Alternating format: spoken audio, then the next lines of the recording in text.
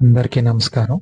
ఈరోజు నుంచి ప్రతి వారం, ఆ వారంలో ఇండియాలో అండ్ అలాగే ప్రపంచంలో ఏదైతే ఇంపార్టెంట్ థింగ్స్ జరిగినాయో అది వేరియస్ ఫీల్డ్స్‌లో అవి మేబీ పాలిటిక్స్ అవ్వచ్చు, లేకపోతే ఎకానమీకి సంబంధించి అవ్వచ్చు, డిఫెన్స్‌కి సంబంధించి అవ్వచ్చు, ఎస్పెషల్లీ మన ఇండియాకి related sports whatever it may be. ఆ వీక్‌లో జరిగిన the most important things and లేకపోతే మన as a normal common man మనకి ఇంపాక్ట్ అయ్యే థింగ్స్ ఏంటి జరిగింది. దానికి ఒక రోజు ముందు ఎకానమిక్ సర్వే 2024-25 సంవత్సరం గాని ఎకానమిక్ సర్వే అయితే పార్లమెంట్ లో ప్రవేశపెట్టారు. అందులో మన ఎకానమీకి సంబంధించి, మన ఇండియాకి సంబంధించి అండ్ అలాగే మన డెవలప్మెంట్ గురించి చాలా సెక్టార్స్ గురించి వేరియస్ కామెంట్స్ కానీ లేకపోతే సజెషన్స్ కానీ ఇచ్చారు. అందులో మెయిన్ థింగ్ ఏంటంటే ఆల్రెడీ నేను దీని మీద ఒక వీడియో అండ్ అలాగే ఒక షార్ట్ వీడియో కూడా అయితే చేశాను. మెయిన్లీ ఏంటంటే ప్రైవేట్ సెక్టర్ ఎవరైతే ఉన్నారో వాళ్ళు మ్, వాళ్ళ ఎంప్లాయీస్ యొక్క ఎవరైతే వర్కర్స్ ఉన్నారో ఆ ఎంప్లాయీస్ యొక్క మెంటల్ హెల్త్ అండ్ అలాగే వాళ్ళ శాలరీస్ విషయంలో కొంచెం అంటే చూసి చేయాలంటే మన ఎకానమీని కూడా దృష్టిలో పెట్టుకొని వాళ్ళు వాళ్ళ బేసిక్ శాలరీస్ పెంచడం కానీ లేకపోతే వర్క్ లైఫ్ బ్యాలెన్స్ ఇవ్వటం కానీ ఇట్లాంటి వాటి మీద ఎక్కువ దృష్టి పెట్టాలి. అండ్ ఇవి గవర్నమెంట్ సైడ్ నుంచి మీకు ఒక సజెషన్ లాగా ఇస్తున్నారు. సో దీన్ని ఇంప్లిమెంట్ చేసే విధంగా మీరు కూడా చర్యలు తీసుకోవాలని అయితే వాళ్ళైతే చెప్పారు. సో కనీసం ఇప్పటి నుంచైనా సరే ఈ 15,000కి 20,000కి స్టార్టింగ్ శాలరీ ఇచ్చి మార్నింగ్ 9 నుంచి ఈవినింగ్ 9 వరకు లేదా మార్నింగ్ 9 నుంచి ఈవినింగ్ 10 వరకు పని చేయించుకునే ప్రైవేట్ కార్పొరేట్ స్లేవ్స్ అంటారు కదా, ఆ టైప్ ఆఫ్ మెంటాలిటీ ఇప్పటి నుంచైనా తగ్గుతుందని అయితే నేనైతే ఆశిస్తున్నాను. అండ్ నెక్స్ట్ వచ్చేసరికి అండ్ ఈ టాపిక్ అనేది ఒక టిపికల్ అండ్ అలాగే కాంట్రవర్షియల్ టాపిక్. మన రూపీ ఏదైతే ఉందో డాలర్తో కంపేర్ చేస్తే దగ్గర దగ్గర ఒక 15-20 ఇయర్స్ లో, అంటే ఒకప్పుడు 2014-15 ఆ టైంలో $1 అంటే 64-65 ఉండేది. అదే ఇప్పుడు 87 రూపాయలు దాటి కూడా వెళ్తుంది. అండ్ చాలా మంది ఏదైతే ప్రిడిక్ట్ చేస్తున్నారో అది కనుక నిజమైతే ఈవెన్ 90-91 రూపీస్ కూడా, అంటే $1 ఈక్వల్ టు 90 or 91 రూపీస్ కూడా వెళ్ళే ఛాన్స్ ఉందని చెప్తున్నారు. దీనివల్ల మన ఎక్స్పోర్టర్స్ ఎవరైతే ఉంటారో దాని మీద అయితే కన్ఫామ్ గా ప్రభావం పడుతుంది. బట్ దీంతో పాటు మనకి ఎఫ్టిఐ ఫారెన్ డైరెక్ట్ ఇన్వెస్ట్మెంట్ ఏదైతే ఉందో దానిలో కూడా చాలా డిప్ రావచ్చు. ఎందుకంటే ఒకప్పుడు ఫర్ సపోజ్ ఫారెన్ నుంచి ఎవడో ఒక $100 million తీసుకొచ్చి, అంటే $100 million అంటే మన ఇండియన్ కరెన్సీలో చెప్పాలంటే అరౌండ్ ఒక 800 కోట్ల రూపాయలు ఉంటుంది. ఇప్పుడున్న దాని ప్రకారం 840 కోట్లు అలాగా. ఇప్పుడు రూపీ వాల్యూ పడిపోవటం వల్ల ఈవెన్ వాడు ఏదైతే స్టాక్స్ లో కానీ కంపెనీస్ లో కానీ ఇన్వెస్ట్ చేశాడో వాటి వాల్యూ పెరిగినప్పటికీ మళ్ళీ డాలర్ లో కన్వర్ట్ చేసి వాడు బయటికి తీసుకెళ్లాలి. కాబట్టి ఎక్కువ రూపీస్ ఇస్తే గానీ డాలర్ రాదు. కాబట్టి వాడు పెట్టిన ఇన్వెస్ట్మెంట్ కి రైట్ రిటర్న్ రాదని చెప్పని యాజ్ ఆఫ్ నౌ చాలా మంది మన ఇండియన్ స్టాక్స్ నుంచి కానీ మ్యూచువల్ ఫండ్స్ నుంచి కానీ వాళ్ళ యొక్క ఇన్వెస్ట్మెంట్స్ ని వెనక్కి తీసుకుంటున్నారు. సో ఇది టూ సైడ్స్ ఉన్న కాయిన్ కి టూ సైడ్స్ లాగా రూపీ ఫాల్ అనేది ఒక పక్కన పాజిటివ్ ఉంటుంది, ఒక పక్కన నెగిటివ్ ఉంటుంది. సో మన గవర్నమెంట్ దీన్ని ఎలా ట్యాకిల్ చేస్తుంది అనేది అయితే చూడాలి. అండ్ ఇది ఫారెన్ ఎవరైతే ఫారెన్ లో పనిచేస్తున్నారో అండ్ అలాగే ఫారెన్ లో పనిచేసి ఇక్కడికి ఎవరైతే మనీ పంపిస్తారో మళ్ళీ తిరిగి ఫ్యామిలీకి వాళ్ళకి, అలాంటి వాళ్ళకైతే ఒక ఒక రకంగా అంటే ఇండైరెక్ట్గా చెప్పాలి. ఎందుకంటే ఇప్పుడు వాళ్ళు పంపించే దాని వాల్యూ అయితే ఎక్కువ ఉంది, దానివల్ల ఇక్కడ వాళ్ళకి ఎక్కువ రూపీస్ అయితే వస్తాయి. సో లెట్స్ సి ఏమవుతుంది. ఇంకా రూపీ 190కి వెళ్తుందా 95కి వెళ్తుందా అనేది చూద్దాం. అండ్ నెక్స్ట్ వచ్చేసరికి మనందరికీ తెలిసిందే ఏదైతే డొనాల్డ్ ట్రంప్ ప్రెసిడెంట్ అయ్యాక ఈ ఇమిగ్రేషన్ మీద టఫ్ స్టాన్స్ ఏదైతే తీసుకున్నారో దానిలో భాగంగా మన ఇండియాకి సంబంధించిన సుమారు 18,000 మంది ఇల్లీగల్ గా ఎవరైతే ఉంటున్నారో అమెరికాలో వాళ్ళందరినీ తిరిగి నేను అమెరికాకు పంపించేస్తానని, సారీ ఇండియాకి పంపించేస్తానని అయితే అన్నారు. దానిలో భాగంగా ఆల్రెడీ మనకు 3-4 డేస్ బ్యాక్ ఆల్రెడీ ఒక 104 మందిని అయితే తీసుకొని రావడం జరిగింది. యాక్చువల్గా 290 మంది 260 మంది పంపిస్తున్నాం అన్నారు, కానీ ఇంకా వాళ్ళకి వేరియస్ చెకింగ్స్ అలాంటివి ఉండబట్టి ప్రస్తుతానికి అయితే ఒక 104 మందిని అయితే పంపించేశారు ఆల్రెడీ. వాళ్ళని మన ఇండియాలో అయితే ఉన్నారు. సో ఇంకా మనం 17,000 ఆడ్ పీపుల్ని ఇంకా మనం ఎక్స్పెక్ట్ చేయొచ్చు అమెరికాలో ఇల్లీగల్గా ఉంటున్న వాళ్ళని. అండ్ నెక్స్ట్ వచ్చేసరికి మన భారతదేశాన్ని ఓపెన్ ఏఐ ఫౌండర్స్ ఒక 2 సంవత్సరాల ముందు ఎవరైతే కించపరుస్తా మాట్లాడారో ఇప్పుడు భారతదేశం ఆర్టిఫిషియల్ ఇంటెలిజెన్స్ అండ్ అలాగే వేరియస్ లీడింగ్ టెక్నాలజీస్లో బెటర్గా పెర్ఫామ్ చేస్తుంది. అండ్ అలాగే అది రానున్న రోజుల్లో ఒక లీడర్షిప్ రోల్ ప్లే చేస్తుందని అయితే ఒక కితాబ్ అయితే ఇచ్చారు. అండ్ దీన్ని బట్టి మనం అర్థం చేసుకోవచ్చు ఏంటంటే మన ఇండియా రైట్ ట్రాక్లోనే ఉంది. బట్ ఆ రైట్ ట్రాక్లో కూడా మనకు కొంచెం ఇన్ఫ్రాస్ట్రక్చర్ అండ్ అలాగే ఇన్వెస్ట్మెంట్ పుష్ కావాలి. సో అది మన ప్రైవేట్ సెక్టర్ కానీ లేకపోతే మన యంగ్స్టర్స్ కానీ వస్తే మనం నిజంగా లీడర్ అవ్వేదానికి ఆప్షన్ ఉంది. అండ్ నెక్స్ట్ వచ్చేసరికి ఇదొక మళ్ళీ కాంట్రవర్షియల్ టాపిక్. బ్రెయిన్ జాన్సన్ అని చెప్పని ఒక టెక్ ఎంటర్ప్రెన్యూర్ అనమాట. ఆయన ఎక్కువ హెల్త్ రిలేటెడ్ టెక్లో ఎక్కువ ఇన్వెస్ట్ చేస్తారు. ఈయన ఏంటంటే ఏజ్ రివర్సింగ్ చేయటం అంటే ఏజ్ అంటే ఇప్పుడు ఫర్ సపోజ్ ఈయన ఏజ్ అరౌండ్ 40 ఆర్ 30 ప్లస్ ఉన్నాయి. బట్ ఈయన స్కిన్ చూస్తే 22 ఇయర్స్ ఏజ్ లాగా ఉంటుంది. ఈయన లంగ్స్ చూస్తే 18 ఇయర్స్. అంటే వేరియస్ థెరపీస్ అండ్ అలాగే బ్లడ్ పద్దాక మార్చుకోవటం, బ్లడ్ ప్లాస్మాని పద్దాక మార్చుకోవటం, అలాగే న్యూట్రిషనల్ పిల్స్ తీసుకోవటం, లేకపోతే ఆఫ్టర్నూన్ 1 ఆర్ 2 లోపే మొత్తం ఫుడ్ అంతా తీసేసుకుని ఆ తర్వాత అంతా జ్యూసెస్ మీద ఉంటాయి. ఇలా ఒక టిపికల్ డైట్ అండ్ అలాగే various medical and nutritional things అన్నీ కలిపి మిక్స్ చేసి ఆయన హెల్తీగా ఉండటానికి, లేకపోతే ఆయన ఏజ్ ఈవెన్ ఆయనకి నార్మల్గా అంటే ఏజ్ పెరిగినా కూడా ఆయన బయలాజికల్గా లోపల ఇంకా యంగ్ గానే ఉండటానికి అయితే ట్రై చేస్తున్నాడు. ఆయన రీసెంట్ గా మన జెరోదా ఫౌండర్ నిఖిల్ కామత్ గారి యొక్క పాడ్కాస్ట్ కి అయితే వచ్చారు. బట్ ఆ పాడ్కాస్ట్ అనేది ఒక 5 స్టార్ హోటల్లో అయితే అరేంజ్ చేశారు. బట్ ఆ 5 స్టార్ హోటల్లో కూడా ఇక్కడ ఉన్న ఎయిర్ క్వాలిటీ నాకు బాగాలేదు, అయితే నేను దాన్ని తట్టుకోలేకపోతున్నాను, నాకు ఆల్రెడీ కళ్ళు మంటలు వస్తున్నాయి, లేకపోతే స్కిన్ ర్యాషెస్ వస్తున్నాయి, నేను ఇక్కడ ఉండలేనని చెప్పని పాడ్కాస్ట్ మధ్యలో నుంచి వెళ్ళిపోయారు. బట్ ఇది ఆయన మేబీ ఎగ్జాజరేట్ చేసి చెప్పాడా లేకపోతే జెన్యునా అంటే ఒక రకంగా జెన్యున్ గానే చెప్పాలి. ఏంటంటే ఢిల్లీలో మనం ఏదైతే ఎయిర్ పొల్యూషన్ కానీ వాటర్ పొల్యూషన్ కానీ లేకపోతే ఇంకేదైనా మొత్తం ఓవరాల్ ఎందుకంటే ప్రపంచంలో top 10 or top 20 top most polluted cities ఏవైతే ఉన్నాయో అందులో కన్ఫామ్గా టాప్ 10 తీసుకుంటే ఒక 5-6, టాప్ 20 తీసుకుంటే ఒక 10 దాకా మన ఇండియన్ సిటీస్ ఉన్నాయి. అవి హైదరాబాద్ అవ్వచ్చు, కోల్కతా అవ్వచ్చు, ముంబై అవ్వచ్చు, లేకపోతే ఢిల్లీ అవ్వచ్చు, బెంగళూరు అవ్వచ్చు. సో మనం ఎయిర్ క్వాలిటీ మీద ఎయిర్ పొల్యూషన్ వాటర్ పొల్యూషన్ మీద చాలా వర్క్ చేయాల్సి అయితే ఉంటుంది. బట్ అవి చేయకుండా మనం ఎంత ముందుకెళ్ళినా, ఎంత టాప్ ఎకానమీ అయినా, ఎంత డెవలప్డ్ ఎకానమీ అయినా కూడా మనం ఫ్యూచర్లో హెల్త్ రిలేటెడ్ ఇష్యూస్ ఫేస్ చేయాల్సి ఉంటుంది. అండ్ నెక్స్ట్ వచ్చేసి మన ఇండియా 2030లో కామన్వెల్త్ గేమ్స్ హోస్ట్ చేయాలని అయితే చూస్తుంది. కామన్వెల్త్ అంటే ఏంటంటే ఒకప్పుడు బ్రిటన్ ఏదైతే ఉందో గ్రేట్ బ్రిటన్ వాళ్ళు ఎవరైతే కాలనీస్ చేసుకొని పరిపాలించారంటే ఇండియాని వాళ్ళు ఒక 200 సంవత్సరాలు పరిపాలించారు. అలాగే ఆస్ట్రేలియా, న్యూజిలాండ్, అలాగే ఆఫ్రికాలో వేరియస్ నేషన్స్, ఇలా కొన్ని ఐలాండ్ కంట్రీస్, ఇలా కొన్నిటిని వాళ్ళు పరిపాలించారు కదా. ఆ పరిపాలనలో ఉన్న ఏదైతే దేశాలు ఉన్నాయో ఆ దేశాలన్నిటిని మళ్ళీ ఈవెన్ వాళ్ళకి ఇండిపెండెన్స్ వచ్చేసినా కూడా వాళ్ళందరినీ ఒక గూటి దగ్గర తీసుకొచ్చి వాళ్ళకి కొంచెం ఎకానమిక్ గా కానీ లేదా ఇట్లా గేమ్స్ కానీ పెట్టాలని అప్పుడు డిసైడ్ చేశారు. అప్పటి నుంచి కామన్వెల్త్ అనేది రన్ అవుతుంది.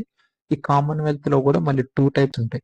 కొంతమంది కామన్వెల్త్ లో అయితే ఉంటారు, బట్ వాళ్ళకి జస్ట్ ఊరినే పార్టిసిపేషన్, ఊరినే రిమైనింగ్ కంట్రీస్ తో ఇంటరాక్ట్ అవడానికి లేదా వాళ్ళ యొక్క పార్ట్నర్షిప్ ఎన్హాన్స్ చేసుకోవడానికి. బట్ కొన్ని కంట్రీస్ ఉంటాయి లైక్ ఆస్ట్రేలియా కానీ లేకపోతే సమ్ అదర్ ఐలాండ్ నేషన్స్ ఉన్నాయి.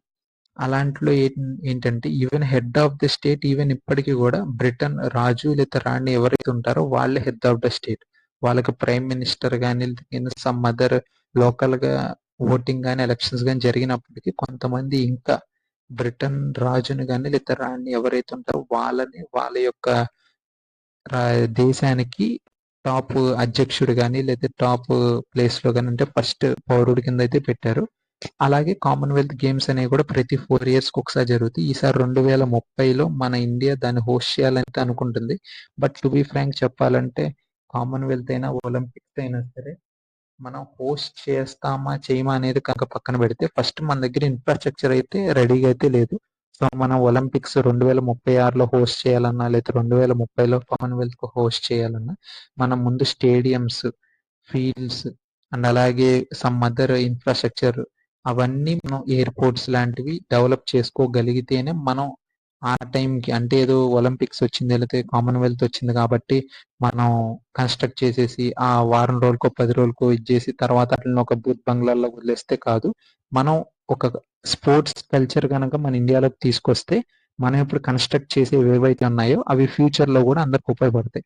అండ్ ఇవన్నీ వీటన్నిటితో పాటు మన భారతదేశం 140,00,00,000 మంది దేశం ఒలింపిక్స్‌లో గాని, కామన్‌వెల్త్‌లో గాని, ఏషియన్ గేమ్స్‌లో గాని ఇలా ఏ గేమ్స్ తీసుకున్నా కూడా కనీసం టాప్ 10లో ఉండలేకపోతుంది. కనీసం టాప్ 10 కాదు. కనీసం పట్టుమని ఒక 4, 5 గోల్డ్ మెడల్స్, ఒక 4, 5 సిల్వర్ మెడల్స్ కూడా మనం తెచ్చుకోలేకపోతున్నాం. దీని మీద నాట్ జస్ట్ మన సెంట్రల్ గవర్నమెంట్ అన్ని స్టేట్ గవర్నమెంట్స్, అన్ని యూనియన్ టెరిటరీస్ గవర్నమెంట్ కన్ఫర్మ్‌గా ఫోకస్ పెట్టాలి. స్పోర్ట్స్ కల్చర్ అనేది మన ఇండియాలోకి తీసుకురావాలి. ఎందుకంటే స్పోర్ట్స్ కూడా అంటే ఏదో ఆటలాడుకుంటున్నారు. లేతే ఏదో సమ్ స్పోర్ట్స్‌లో కొంతమంది ఎళ్తున్నారు. కొంతమంది సక్సెస్ అవుతారు. కొంతమంది ఫెయిల్ అవుతారు. ఇట్లాంటి కొంతమందికి పర్సెప్షన్స్ ఉంటాయి. బట్ స్పోర్ట్స్ అనేది జస్ట్ నాట్ ఆన్ ఫీల్డ్.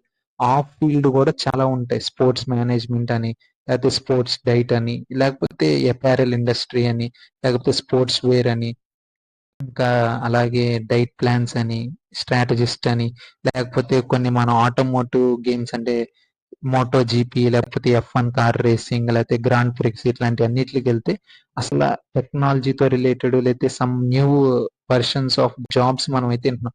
అది ఇంతవరకు మన ఇండియాలోకి రాలేదు, లేకపోతే ఎవరు ట్రై చేయలేదు. సో కనీసం ఎప్పటి నుంచైనా సరే స్పోర్ట్స్ ఏదైతే ఉందో అవి నిజంగానే ఎలా అయితే చదువుకుంటే ఒక జాబ్ వస్తుందని అనుకున్నాం, అలాగే స్పోర్ట్స్ కూడా ఉంటే వాళ్ళు ఏదో మెడల్స్ తెచ్చినా తేకపోయినా లేకపోతే మెడల్స్ తో పాటు ఇలాంటి ఫీల్డ్స్ కూడా ఉన్నాయని చెప్పని మనం వాళ్ళకి చెప్పగలిగినప్పుడే మనం స్పోర్ట్స్ ఇండస్ట్రీని అయితే ముందుకు తీసుకెళ్ళగలుగుతాం. అండ్ అలాగే హ్యూజ్ మనీ అయితే స్పోర్ట్స్ లో ఫ్లో అవుతానే ఉంటుందండి. అంటే మీకు కొంతమందికి ఐడియా ఉండుద్ది. ఈ F1 కార్ రేసింగ్లు కానీ, డబ్ల్యూడబ్ల్యూఈలు కానీ, లేకపోతే మోటో జీపీస్ కానీ, లేకపోతే ఫుట్బాల్ కానీ, బేస్బాల్ కానీ, ఎన్బిఏస్ కానీ, ఎన్ఎఫ్ఏస్ కానీ ఇవన్నీ ఈవెన్ అంటే నేను మీకు జస్ట్ ఒక ఎగ్జాంపుల్ ఇస్తాను. ఎన్బిఏ అమెరికాలో ఎన్బిఏ ఆర్ ఎన్ఎఫ్ఏ సమ్ అక్కడ ఫుట్బాల్ జరుగుద్ది. అక్కడ 30 సెకండ్స్ మీరు ఆ గేమ్ జరిగేటప్పుడు ఆ బ్రాడ్కాస్టింగ్ చేస్తారు కదా, అందులో ఆ బ్రాడ్కాస్టింగ్ చేసేటప్పుడు యాడ్స్ వస్తాయి కదా, అందులో 30 సెకండ్స్ యాడ్ కనుక ఏదన్నా కంపెనీ ఇవ్వాలని అనుకుంటే సుమారు $8 మిలియన్ అంటే దగ్గర దగ్గర 50-60 కోట్ల రూపాయలు ఇస్తే గానీ ఆ 30 సెకండ్స్ యాడ్ ఆ యొక్క లీగ్ అప్పుడు మీకు రాదు. సో అంత హ్యూజ్ మనీ ఇన్వాల్వ్ అయిన సెక్టర్. బట్ మనం ఇప్పటివరకు చాలా నెగ్లెక్ట్ చేస్తా వచ్చాం. కనీసం ఇప్పటి నుంచైనా మన స్పోర్ట్స్ రిలేటెడ్ ఇన్ఫ్రాస్ట్రక్చర్ కానీ లేకపోతే స్పోర్ట్స్ రిలేటెడ్ మన మైండ్ సెట్ కానీ, ఎందుకంటే అది మారుతుంది చాలా కష్టం. ఎందుకంటే స్పోర్ట్స్ లోకి వెళ్తే మనకి ఫ్యూచర్ ఉండదు, లేకపోతే పిల్లలకి ఏది ఉండదు అని చెప్పని మన లైక్ ట్రెడిషనల్ గా లాంగ్ బ్యాక్ నుంచి మనం వింటానే వచ్చాం అదంతా. ఇప్పటి నుంచి అది మార్చాలి. అండ్ అలాగే మెడల్స్ కొట్టే గేమ్స్ కొన్ని ఉంటాయి ఈజీగా. అండ్ ఈజీ అంటే ఐఎమ్ నాట్ సేయింగ్ లైక్ చాలా ఊరిని చిటికేస్తూ వచ్చేస్తాం కాదు కానీ, but when compare to other games or fields, ఈ ఫీల్డ్స్ లో కొంచెం ఎక్కువ ఛాన్స్ ఉంది. అంటే లైక్ స్విమ్మింగ్, అంటే అథ్లెటిక్స్ అనమాట. స్విమ్మింగ్ లేకపోతే రన్నింగ్. ఎందుకంటే స్విమ్మింగ్ తీసుకున్నారనుకోండి, స్విమ్మింగ్ లోనే ఒలింపిక్స్ లో ఇఫ్ ఐఎమ్ నాట్ రాంగ్ ఒక 4-5 ఫీల్డ్స్ ఉంటాయి. బ్యాక్ స్ట్రోక్ అని, ఫ్రీ స్టైల్ అని, అండ్ అలాగే ఇంకా 3-4 టైప్స్ ఉంటాయి. ప్రతి దాంట్లో ఒక గోల్డ్ మెడల్ సాధించవచ్చు. అంటే స్విమ్మింగ్ అన్న టాపిక్ లో గనక మనం నిజంగానే రాణించగలిగితే మనం కన్ఫామ్ గా at least 1 or 2 gold, 1 or 2 silver లేదా 1 or 2 బ్రాంజ్ కన్ఫామ్. అంటే ఆ స్విమ్మింగ్ అన్న ఫీల్డ్ లో ఒక 3-6 మెడల్స్ ఎక్స్పెక్ట్ చేయొచ్చు. అండ్ అలాగే రన్నింగ్, 100 మీటర్ రన్ ఉంటది, స్ప్రింటింగ్ ఉంటది, లేదా అలాగే ఏ, ఈ 1000 మీటర్స్ రిలే రన్ ఏవి ఉంటాయి. ఇట్లా ఒక రన్నింగ్ మీద ఫోకస్ పెడితే ఒక 4-5 ఈవెంట్స్ లో మనం ఇచ్చేయచ్చు. సేమ్ అలాగే అంటే అలాగే ఇప్పుడు మనకి బ్యాడ్మింటన్ కానీ, టెన్నిస్ కానీ మనం ఈవెన్ కొద్దో గొప్ప మన ఇండియాలో ఉన్నాయి. అలాంటి మనం ఒకవేళ అన్ని గేమ్స్ కాకపోయినా లేదా కొన్ని కాస్ట్లీ గేమ్స్ ఉంటాయి, లేకపోతే కొన్ని ఇన్ఫ్రాస్ట్రక్చర్ క్రియేట్ చేయడానికి కానీ, లేకపోతే కోచెస్ కానీ వీటికి కానీ కొంచెం ఎక్కువ అవుతుంది. But swimming, running, table tennis, లేకపోతే బ్యాడ్మింటన్, లేకపోతే టెన్నిస్ ఇట్లాంటివి మనం వీ కెన్ డూ. అయితే ట్రాక్ అండ్ ఫీల్డ్ ఐటమ్స్ ఉంటాయి కొన్ని. ఇలాంటివి మనం చేస్తే మనం మెడల్ టాలీలో ముందుకెళ్ళటానికి ఉంటుంది. అలాగే మన ఫ్యూచర్ ఎవరైతే కమింగ్ ఈ యంగ్ జనరేషన్ స్పోర్ట్స్ పీపుల్ ఎవరైతే అవుదాం అనుకుంటున్నారో వాళ్ళకి కూడా మనం ఒక హోప్ ఇచ్చినట్టు ఉంటుంది. సో హోప్ ఓకే, ఎక్కడికి వెళ్ళిపోయాను. నెక్స్ట్ ఇండియాలో ఇన్సూరెన్స్ కి 100% FDI అంటే ఫారెన్ డైరెక్ట్ ఇన్వెస్ట్మెంట్ అంటారు. అంటే ఎవరన్నా ఒక కంపెనీ అని ఇండియాలో insurance company like for suppose Aditya Birla health insurance వస్తే, అండ్ అలాగే లేకపోతే LIC మనం గవర్నమెంట్ సైడ్ చెప్పుకోవాలంటే వీటన్నిటిలో ఏంటంటే ఒకవేళ బయట కంపెనీ ఏదైనా సరే, ఒక ఇన్వెస్ట్మెంట్ కంపెనీ కావచ్చు, లేకపోతే ఒక బయట ఫారెన్ కంపెనీ ఏదైనా సరే, ఇప్పటిదాకా ఇన్సూరెన్స్ సెక్టార్లో ఏదైనా ఉంది అంటే ఒక 4-5 ఇయర్స్ బ్యాక్ 50-50 అంటే ఆ కంపెనీని పూర్తిగా లేదా 100% ఓనర్షిప్ బయట వాళ్ళు తీసుకోవడానికి ఉండేది కాదు. లేకపోతే 100% ఇన్వెస్ట్మెంట్ వాళ్ళు చేయడానికి ఉండేది కాదు. ఒక ఇండియన్ కంపెనీ, ఒక వేరే American or Australian or Japanese ఏదో ఉన్నాయి. ఎందుకంటే మీరు నిప్పాన్ లైఫ్ లేదా ఈ బజాజ్ ఏఎక్స్ఏ ఇట్లాంటి ఉంటారు కదా, అందులో బజాజ్ మన ఇండియాది, ఏఎక్స్ఏ అనేది జర్మన్ అలాగనమాట. సో ఇప్పుడు అలా కాకుండా 100% ఎఫ్డి, మీకు కావాలంటే 100% స్టేక్ ఇచ్చుకోవచ్చు అని. దీనివల్ల ఏంటంటే మన ఇండియా ఏదైతే ఇన్సూరెన్స్ పెనిట్రేషన్, ఎందుకంటే మన ఇండియాలో చాలా మంది చాలా డబ్బులు సంపాదిస్తున్నారు, లేకపోతే వే ఆఫ్ లివింగ్ పెరుగుతుంది, స్టాండర్డ్ ఆఫ్ లివింగ్ పెరుగుతుంది, బట్ ఇంకా జనాలకి ఇన్సూరెన్స్, ఎస్పెషల్లీ హెల్త్ ఇన్సూరెన్స్ యొక్క ఇంపార్టెన్స్ కానీ వాల్యూ కానీ ఎవరికి అర్థం కావట్లేదు. ఇప్పుడు ఎవరైతే వీడియో చూస్తున్నారో ఐ రిక్వెస్ట్ యూ, కన్ఫర్మ్ గా మీ ఎవరైతే మీ ఏజ్ నాకైతే తెలియదు, మేబీ మీ ఏజ్ ఏదైనా సరే, ఒకవేళ మీరు 40+ ఉంటే మీరు ఇమీడియట్ గా తీసుకోండి. మీ మదర్ అండ్ ఫాదర్ ఉంటారు, లేకపోతే మీ పిల్లలు ఉంటారు, ఎవరికైనా సరే ఎర్లీగా స్టార్ట్ చేయండి. ఎందుకంటే మీకు నేను ఆర్టికల్ పెడదాం అనుకున్నా, but sorry mistake that 2010 or 8, 9, 10 ఆ టైంలో మీరు ఒక ఏదన్నా బైపాస్ సర్జరీ, లేకపోతే ఇంకైనా సమ్ అదర్ సర్జరీస్, అయితే సమ్ అదర్ ఎక్విప్మెంట్ ఏదైనా సరే మీకు సర్జరీకి ఒక 1000 రూపీస్ పడిందంటే, సేమ్ ఇప్పుడు అదే ఎక్విప్మెంట్, అదే సర్జరీ, అదే ఇదంతా కనీసం 1000 రూపాయల కాడి నుంచి ఇప్పుడు అది 1500, 2000 అయ్యింది. కానీ అప్పుడు 15,000, 20,000 సంపాదిస్తున్న వాళ్ళు ఇప్పుడు 50,000, 60,000 ఏం సంపాదించట్లేదు. మా అయితే ఒక 5,000, 10,000 పెరిగిందేమో, 30,000 అయిందేమో. సో అలాగా మెడికల్ ఇన్ఫ్లేషన్ ఏదైతే ఉందో అది కన్ఫామ్ గా మన శాలరీ కన్నా లేదా ఇన్ఫ్లేషన్ కన్నా ఒక 10 times 15 times ఫాస్ట్ గా పెరుగుతుంది. అండ్ అలాగే మనం ఇప్పుడు ఏదైతే పెరుగుతున్నా లేదా తిరుగుతున్న ఎన్వైరన్మెంట్ కానీ, లేదా చుట్టుపక్కల మన ఫుడ్ కానీ, మనం తినే ఫుడ్, లేదా చుట్టుపక్కల పొల్యూషన్, లేదా మనం తాగే వాటర్, లేదా మన లైఫ్ స్టైల్, అంటే స్క్రీన్స్ ముందు ఎక్కువ టైం ఉండటం, లేకపోతే మన కొంతమంది ఫీల్డ్ వర్క్స్ ఉండటం, ఇట్లాంటి దీని వల్ల ఏంటంటే మనం హెల్త్ రిలేటెడ్ ఇష్యూస్ చాలా ఎక్కువగా ఫేస్ చేయాల్సి ఉంటుంది. సో మన చేతిలో అనుకోని థింగ్స్, ఎందుకంటే క్యాన్సర్, లేకపోతే ఇంకైనా some other stomach issues, and అలాగే సమ్ ఇంకా అవి ఉంటాయి, వేరియస్ థింగ్స్ ఉంటాయి, మనకు తెలిసి అయితే రావు, మనందరికీ తెలుసు. ఆ టైంలో మన యొక్క బ్యాంక్ కానీ, లేదా మన యొక్క ఫ్యామిలీకి కానీ మరీ ఎక్కువ సఫరింగ్ కానీ, లేదా మరీ ఎక్కువ ఇబ్బంది కానీ పడకుండా ఉండాలంటే మనకి హెల్త్ ఇన్సూరెన్స్ కన్ఫామ్ గా కావాలి, తీసుకోండి. అండ్ అలాగే హెల్త్ ఇన్సూరెన్స్ తీసుకునేటప్పుడు best and trusted sources, and అలాగే క్లెయిమ్ ఇష్యూస్ అట్లాంటివన్నీ చూసి అయితే తీసుకోండి. మళ్ళీ తీసుకున్నాం కదా అని చెప్పని మళ్ళీ ఏదో సమ్ అదర్ చీప్ కానీ, లేకపోతే కొన్ని, ఎందుకంటే హిడెన్ థింగ్స్ కొన్ని ఉంటాయి, అలాంటివి కూడా కొంచెం మ్యాక్సిమం తెలుసుకోవడానికి ట్రై చేసి ఇన్సూరెన్స్ అయితే 90% అందరూ తీసుకోవడానికి ట్రై చేయండి. ఎందుకంటే medical inflation is far more worse than what we think అనమాట. అది పెరుగుతానే పోతుంది తప్ప ఎక్కడ తగ్గట్లేదు. సో అండ్ అలాగే మన ఇండియాలో ఏరో ఇండియా మనకి ఎవ్రీ 2 years ఒకసారి ఏవియేషన్ సంబంధించి వేరియస్ ఎక్స్పోస్ అయితే జరుగుతున్నాయి, మొత్తం ప్రపంచంలో జరుగుతాయి. ఎస్పెషల్లీ మన ఇండియాలో గత 10-15 సంవత్సరాల నుంచి అయితే ప్రతి 2 years ఒకసారి ఏరో ఇండియా షో అనేది జరుగుతుంది. దీనిలో డిఫెన్స్ రిలేటెడ్, అన్నిటి రిలేటెడ్, అంటే ఎస్పెషల్లీ ఏవియానిక్స్ అంటే ఏవియేషన్ సంబంధించి ఏరోప్లేన్స్, లేకపోతే డ్రోన్స్, లేకపోతే ఫైటర్ ఎయిర్ క్రాఫ్ట్స్, జెట్స్, ఇట్లాంటివన్నీ ఇచ్చేస్తారు.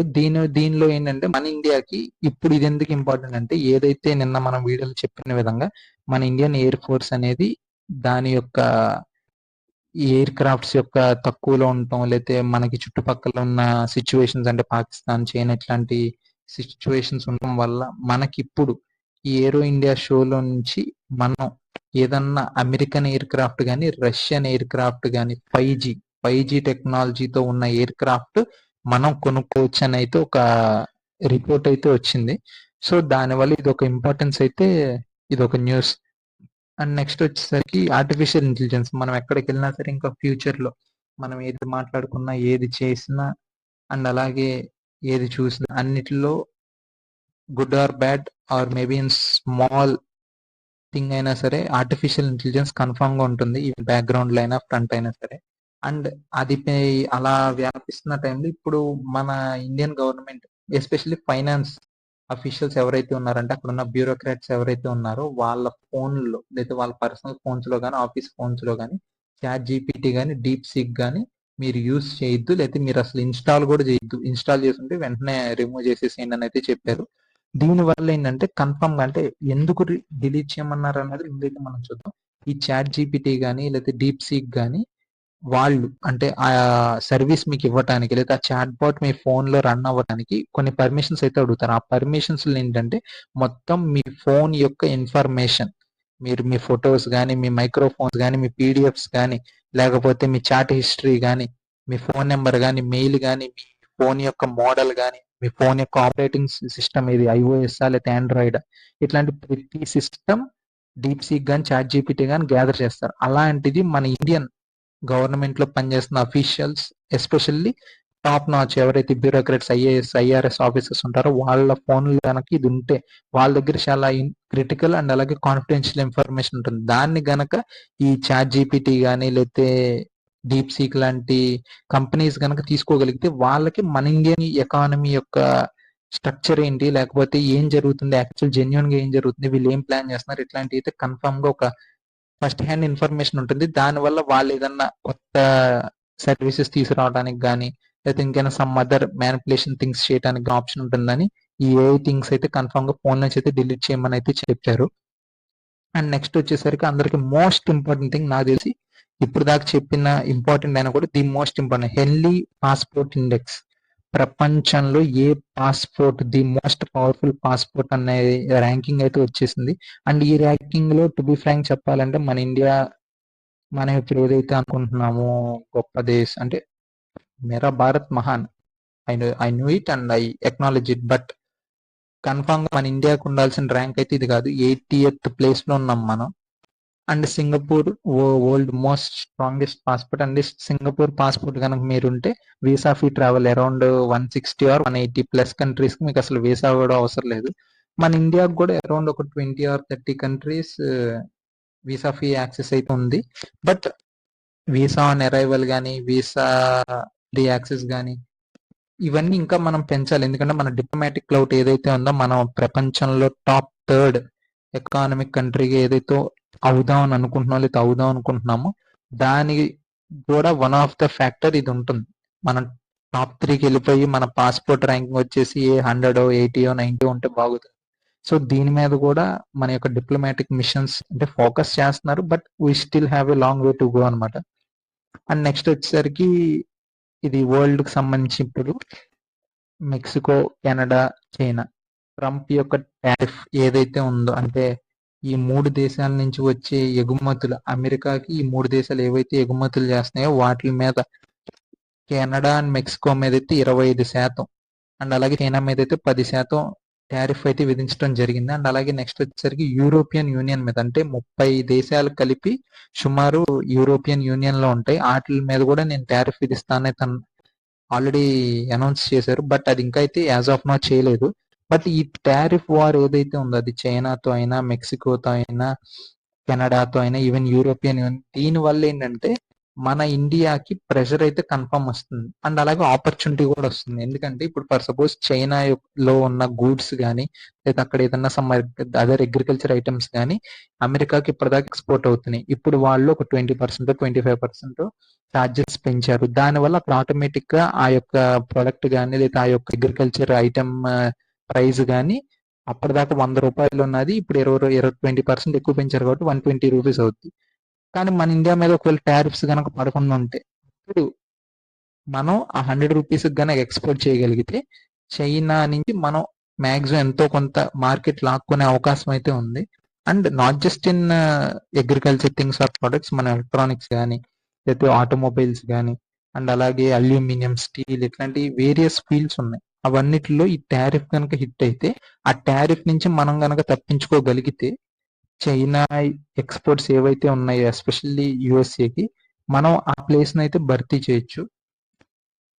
And coming next US aid ఏదైతే ఉందో అంటే అమెరికా ప్రతి సంవత్సరం సుమారు $40 నుంచి $70 బిలియన్ మనీని ప్రపంచంలో ఉన్న దగ్గర దగ్గర 90 నుంచి 100 దేశాల వరకు ఆ దేశాల్లో వేరియస్ డెవలప్మెంటల్ యాక్టివిటీస్ అంటే వ్యాక్సినేషన్లకు కానీ లేకపోతే శానిటేషన్కి కానీ లేకపోతే హాస్పిటల్స్కి కానీ లేకపోతే అగ్రికల్చర్ రిలేటెడ్ థింగ్స్కి కానీ పంచిపెట్టేవాళ్ళు ఇప్పటిదాకా. But Trump and Elon Musk ఏదైతే ఉన్నారో ఇవన్నీ American tax payer money and అలాగే బయటకి వెళ్తున్నాయి $50 బిలియన్, $60 బిలియన్.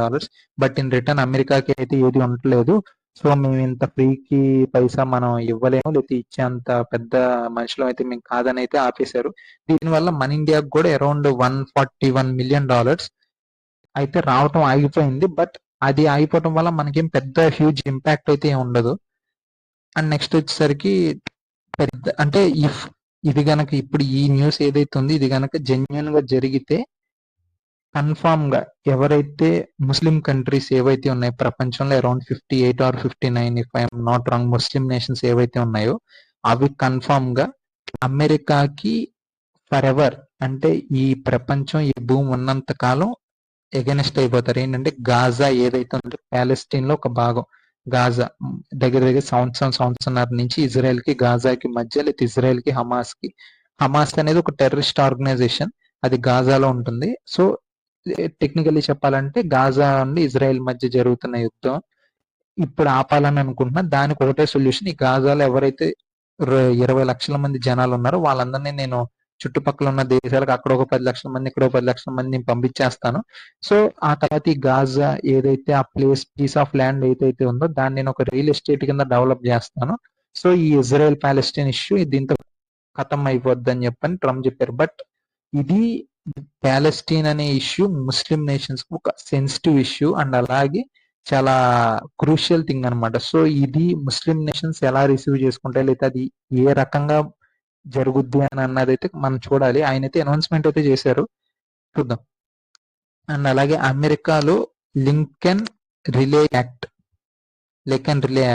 ఇది మన ట్రంప్ అయితే పాస్ చేస్తే దీని వల్ల ఈ యాక్ట్ ఏదైతే ఉందో దీని వల్ల అమెరికన్ యొక్క పోలీసులకి ఒక అన్ప్రెసిడెంటెడ్ పవర్ అయితే వస్తుంది. ఈవెన్ ఇమ్మిగ్రెంట్స్ కూడా డిటైన్ చేయడానికి, లేదా వాళ్ళని ఇంట్రాగేట్ చేయడానికి, లేదా వాళ్ళని డిపోర్ట్ చేయడానికి. ఎందుకంటే లింకన్ రీలే అని ఎవరైతే ఈవిడ నర్స్ అనమాట, అమెరికన్ నర్స్ అనమాట, అంటే నర్స్ ట్రైనింగ్ తీసుకుంటున్నారు. ఆవిడ్ని ఒక ఇమ్మిగ్రెంట్ కొంచెం అంటే చంపేయడం జరిగింది. ఒక స్మాల్ ఇష్యూ ఉంది, ఇప్పుడు అదంతా మనం మాట్లాడడం మళ్ళీ వేరే ఇది అవుద్ది. చనిపేశారు. దాని వల్ల ఏంటంటే ఈ యాక్ట్ కి ఆవిడ పేరు పెట్టారు. అండ్ దీని వల్ల ఇప్పటిదాకా ఇమ్మిగ్రెంట్స్ ఎవరైతే అంటే లాస్ అక్కడ ఇమ్మిగ్రెంట్స్ కి పర్టికులర్ లాస్ ఏ ఉండవు అక్కడ. అంటే ఇప్పుడు మన ఇండియన్స్ కి వర్తించే లాస్ అమెరికన్స్ కి వర్తించవు మన ఇండియాలో. అలాగే అక్కడ కూడా సేమ్ సిచ్యువేషన్. బట్ ఈ యాక్ట్ ద్వారా ఈవెన్ ఇమిగ్రెంట్స్ కూడా అమెరికన్ పోలీసులు డిటైన్ చేయొచ్చు, లేదా అమెరికన్ పోలీసులు ఇంట్రాగేట్ చేయొచ్చు అన్నారు అయితే అన్నారు. దీనికి గుడ్ ఇంటర్ప్రిటేషన్స్ ఉన్నాయి, అలాగే బ్యాడ్ ఇంటర్ప్రిటేషన్స్ కూడా ఉన్నాయి. అది ఆన్ ఫీల్డ్ వెళ్తే గానీ ఏమవుద్ది అనేది అయితే చూడాలి మనం. అండ్ నెక్స్ట్ వచ్చేసరికి G20 ఏదైతే జరుగుతుందో సౌత్ ఆఫ్రికాలో, G20 సదస్సు అంటారు. ప్రపంచంలో ఉన్న 20 అతిపెద్ద ఆర్థిక శక్తులు ప్రతి సంవత్సరం ఒకసారి కలుస్తాయి.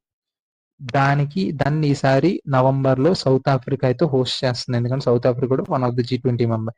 దాన్ని మన యుఎస్ స్కిప్ చేయాలని చూస్తున్నారు. ఎందుకంటే ఈ సౌత్ ఆఫ్రికా ఆ దేశంలో ఉంటున్న వైట్ పీపుల్ ఎవరైతే ఉన్నారో వాళ్ళ మీద వివక్ష లేదా పక్షపాతం చూపిస్తున్నారు. దాని వల్ల వైట్ పీపుల్ ఇబ్బంది పడుతున్నారు. కాబట్టి మేము ఈ సమ్మిట్ ని మేము బాయ్కాట్ చేస్తామని అయితే చెప్పారు. దీనివల్ల G20 సదస్సు ఏదైతే ఉంది, ఎందుకంటే ప్రపంచంలో ఒక టాప్ 3 మీటింగ్స్ గనక మనం చూస్తే ఓన్లీ 3 or 4 మీటింగ్స్ మటుకే మొత్తం ప్రపంచం బాగా ఫాలో అవుతారు. ఒకటి G7 అంటే ప్రపంచంలో టాప్ 7 ఎకానమీస్ ఏదైతే ఉన్నాయో అవన్నీ కలిసి సంవత్సరానికి ఒకసారి లేదా 2 సంవత్సరాలకు ఒకసారి అక్కడ వాళ్ళ టైమింగ్స్ బట్టి, ఎందుకంటే మధ్యలో కోవిడ్ లాంటి అట్లాంటి సిచ్యువేషన్స్ లేదా వార్ లాంటి సిచ్యువేషన్స్ ఇట్లాంటివి లేకపోతే ఎవ్రీ ఇయర్ ఇది అవుతారు. ఆ G7 ఏదైతే ఉందో అది అండ్ అలాగే G20 అలాగే బ్రిక్స్ అండ్ అలాగే యునైటెడ్ నేషన్స్ జనరల్ అసెంబ్లీ, ఈ 4 థింగ్స్ కన్ఫర్మ్ అందరూ ఫాలో అవుతారు. అలాంటి ఒక ఇంపార్టెంట్ అయిన G20 సదస్సుని బాయ్కాట్ చేయటం అనేది ఒక పెద్ద ఇష్యూ. అండ్ అలాగే కమింగ్ టు క్లైమేట్ చేంజ్, మనం అగ్రి అవుతాం అందరూ, ఏంటి ఇలాగా వెదర్ ప్యాటర్న్స్ బాగా మారుతున్నాయి, లేకపోతే చలికాలంలో ఎండ వస్తుంది, లేదా ఎండాకాలంలో వర్షాలు పడుతున్నాయి, వర్షాకాలంలో ఎండ వస్తుంది. ఇట్లా మనం జనరల్ గా అయితే మాట్లాడుకుంటాం. దాని మీద ఒక క్రెడిబుల్ స్టాండ్ అయితే ఇంతవరకు ఎవరు తీసుకోలేదు, అండ్ ఈవెన్ ఇప్పటికీ కూడా తీసుకోవట్లేదు. బట్ చాలా రీసెర్చ్ జరుగుతుంది, అండ్ ఆ రీసెర్చ్ ని కొన్నిసార్లు మనం నిజంగా ఇవ్వాల్సినంత ఇంపార్టెన్స్ అయితే ఇవ్వట్లేదు.